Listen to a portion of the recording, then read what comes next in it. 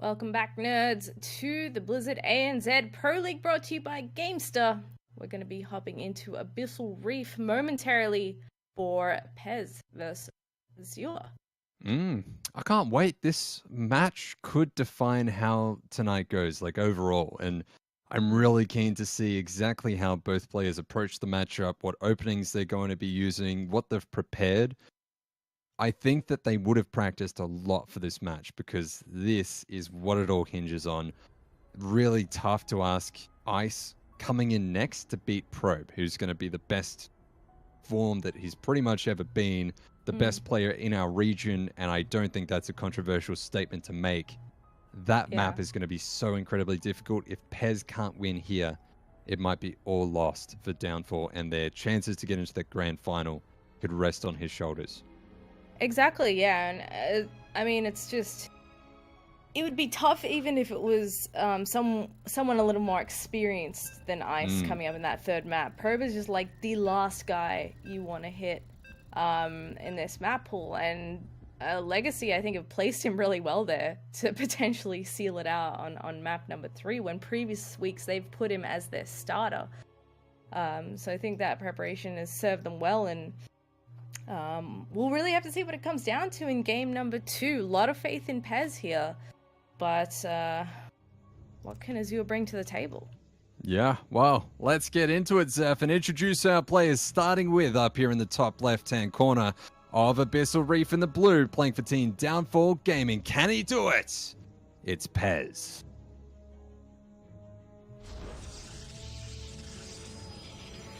And in the bottom right, looking to secure another point for Legacy in the green, it's Azure.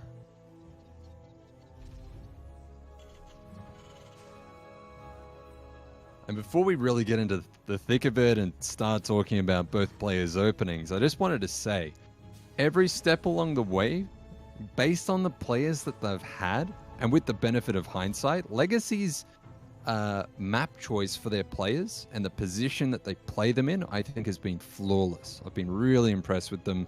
There's been some unexpected matchups, unexpected, I suppose, results along the way, and that's just the beauty of a Pro League. But the way that they've approached this tournament has been very impressive, and especially so when you consider most of these players were picked up on this team for the purposes of playing in this tournament, and that's really heartening to see. Yeah, it's been really awesome watching them, not have the best start in the first week or two, but then really, get their act together, and the preparation is really showing, and clearly they've got like a good synergy as a team. So it could very well get them to the grand finals. I suppose one thing Downfall has is not worrying about which race they're going to play on which map. It's just more about which player will be best suited to take out the big guns on the other team. Yeah, and while I'm talking up Legacy, let's talk up Downfall for a minute as well, because they're the most unexpected result, or the biggest surprise to me in this whole tournament, bar none, is the fact that these guys have come out almost a brand new team. They pick up a bunch of Protoss players, and they've done so well for themselves. And being in a position where you're one match away from qualifying for the grand final like this, I don't think anyone would have seen this coming. Yeah, I am definitely a Downfall fan. It's just crazy. I really, admittedly, wasn't sure how well their lineup would go, but Jesus, they've impressed the hell out of me. And seeing some of the newer players that I haven't casted before, like Lunith, come in, has been fantastic as well. That guy's really made a name for himself. So hope to see more at Downfall in the future. Oh, that poor Probe gets popped at the door. Yeah, I was going to say, likewise with Pig Jr., while he's not in the lineup for this week, that guy has come out and played so well for his team. He's really put on a great show, and I'm so happy to see another up-and-coming player in the scene who's now able to put on such a good performance. As we say that, though, things are heating up a little bit, Zeph, as that Reaper now gets picked off by the Stalker. No more scouting, but what do we have here? Is a starport proxied from Azure. And is he going to be going for Banshees? It looks like it. Yeah, we got that tech lab coming down at home He's made himself a mine. He's got some Marines on the way as these 2 Stalkers come up for a bit of a poke. The tech choice for Pezz behind this is going to be the Twilight Council getting that blink, which he seems to be favoring at the moment. And an extra 2 couple of gates just popping up now as well. Yeah, you know what Azure might have done is, I think he's really gone back and looked at some openings that Pezz has been doing and got some replays. These guys have probably played a fair amount on ladder as well, and you have to take that into consideration, where the Banshee might get into the main at the point when the Observer is now moving across the map, and that puts Protoss in a really awkward position, because suddenly they might lose, 9, 10 probes, and Terran gets in a really great position. Yeah, that's actually a really good point. The Robo here about halfway done, and he will be getting an Observer out momentarily. Keen to see if that Banshee's going to go straight over and start doing damage. Doesn't look like he's going to keep it and wait for a second or anything, so he can start picking off probes straight away. Oh, no, he's going to keep it here for a moment. Second one is on the way. Cloak getting close to finishing as well. But Pezz, on the other hand, is starting to rally some units across the other side of the map. Yeah, he's getting up a little bit of a force here, but there is a tank, a bunch of Marines. He's got to be careful, though, because some of these Marines could be picked off if he's not careful. That blink is done. The Dark Shrine on the way as well. An Observer should be starting pretty soon, and there it goes. Cloak is almost done. And now Azure will be able to attack with 2 Banshees at the time when the Observer starts moving across the map, Zeph. And that gets so awkward for a Protoss player to deal with. And that could do critical damage if he's not careful. Yeah, he's going to split him maybe into both mineral lines. And that means the Observer really can't travel across the map either. So those Stalkers can't blink into the main. Here we go. He's going to start picking away at probes. And the Natural immediately goes to pull them. But uh-oh. He's also in the main base. The recall. Yeah, he has to recall his Stalkers to the main, but there's no Observer here and he can't actually see anything. The Observer's just uselessly down here at the Natural base. And the Stalkers have to come in. I don't think they're going to be able to kill this Banshee either. Meanwhile, in the main, did that Banshee get picked off? It looks like it's probably gone. No. He floated it down to the left side. He's just hiding it there for a moment. So yeah, he's needs still some more got energy. So far, so good. Azure having a little bit of a supply block here while he's trying to control on 2 fronts at once. And the Dark Shrine, while this was happening, did finish up. So he's going to try his luck perhaps with a DT or 2, as Azure's defense here is pretty solid. Unfortunately, he does have a missile turret right at the front there too, so he shouldn't be surprised by anything trying to walk in the front door. Yeah, I think this DT is not going to be long for this world. He just walks in, gets picked off. I think Azure has done his research. He's done his homework. He's done his study. And his opening has just been so beautiful. And that really sets him up now. He can go for his upgrades. He's still continuing this harassment. A Liberator is going to come in next and do even more harassment in that Natural base. Oh my gosh, I can't believe these Banshees have been doing as well as they have. He's microing on 3 fronts. The one in the main does go down, but there's another one in the Natural.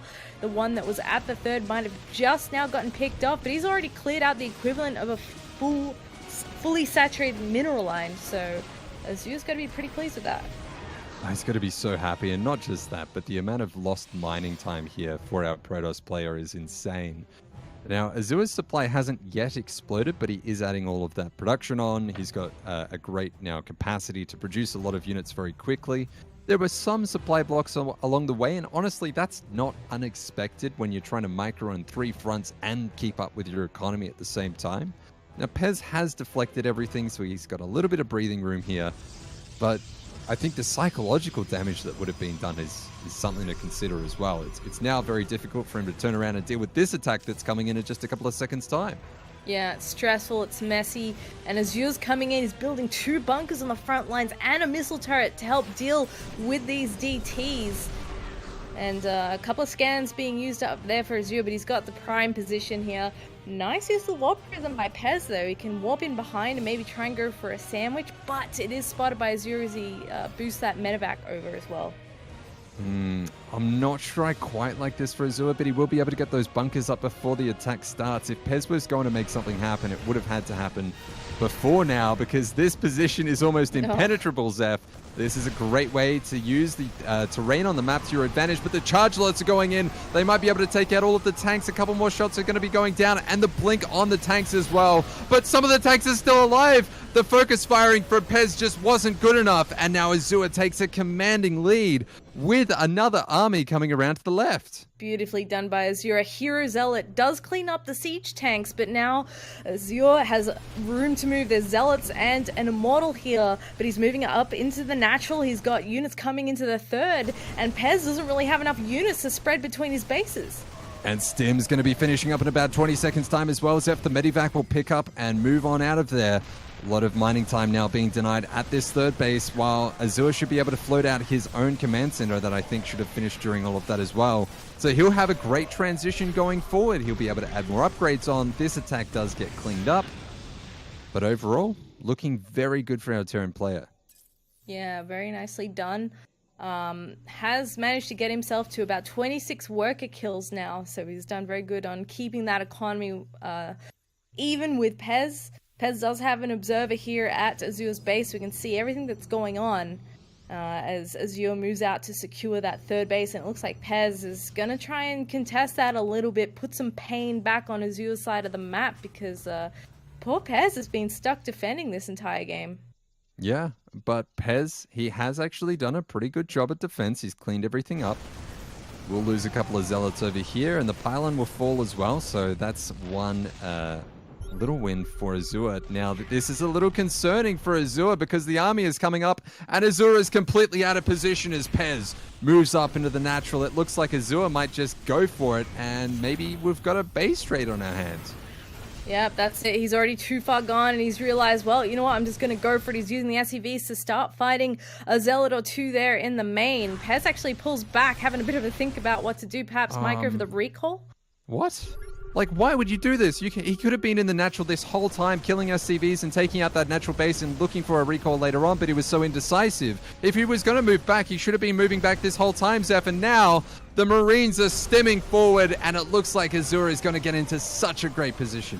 Oh, right on the ramp there. Some of the splash from the siege tanks actually helping the Protoss a bit, but the front line gets decimated. The Archon goes down. The Immortal has to back up, and the units coming in from behind. Pezz!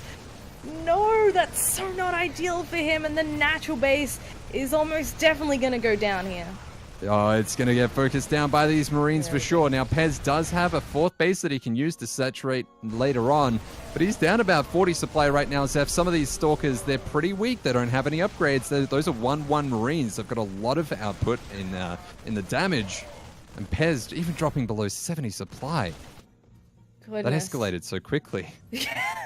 0 to 100, and Azure's following up with the next round of units that he's made. He's not going to let up on this pressure. He's got his third base mining behind this. 2 more tanks are ready to rock and roll here. It looks like he wants to come to this fourth base location, having scouted a glimpse of it with the Liberators. So Pezz has got to get something up in terms of defense. Yeah, and really, this is a testament to what Azure has done all game long, is just attack, attack, attack. Pezz doesn't have any disruptors, no area of effect. He doesn't have storms or, a decent amount of Archons or anything, which he would really need to now clean up these later game armies, because it's not just tanks and Marines, it's also these Liberators as well. Scans are having to be saved up. This is great position. Yeah, so gross for Pezz to deal with, but Azure not letting up now that he knows he's really hurt his Protoss buddy over here. Pezz tries to whoop in a DT on the other side of the map, I think, but he's so focused here on the front lines. And unfortunately, there's already defense there for Azure, so this is kind of it. Pezz has to make sure he cleans up this army. He's actually doing a decent job on the bio here. Siege tanks shelling away at a lot of these units at the same time. Yeah, fantastic play by Azure. It looks like he's got this one locked down. He just needs to find some way to go in and finish it off. And some scans coming down, and those Dark Templar won't be able to get a single kill. GG is cold, and Azure has done it. He's catapulted Legacy to a 2-0 advantage. And we'll be going into the next match, which could be the last one. We could actually have, seriously, a 3-0 tonight. First one of the tournament. Absolutely could be. And what a night for that, too, after all these ace matches and at the very least going to a game 4 most nights. I think there's only one night that didn't go to an ace match actually in the first week. Yeah. And Legacy really want that grand finals, man. And now they're in a position where they can just about taste it. Oh, it's one map away.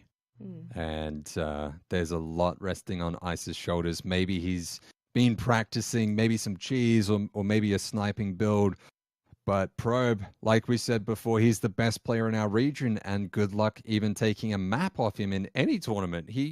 Probe is the kind of guy that'll go into a double elimination tournament that could run over 2 days and get to the grand finals without dropping a single map. I mean, that's just how good this guy is right now.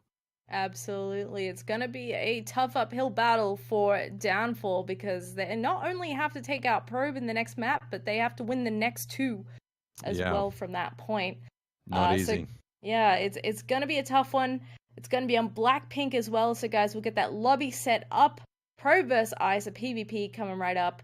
Don't go away.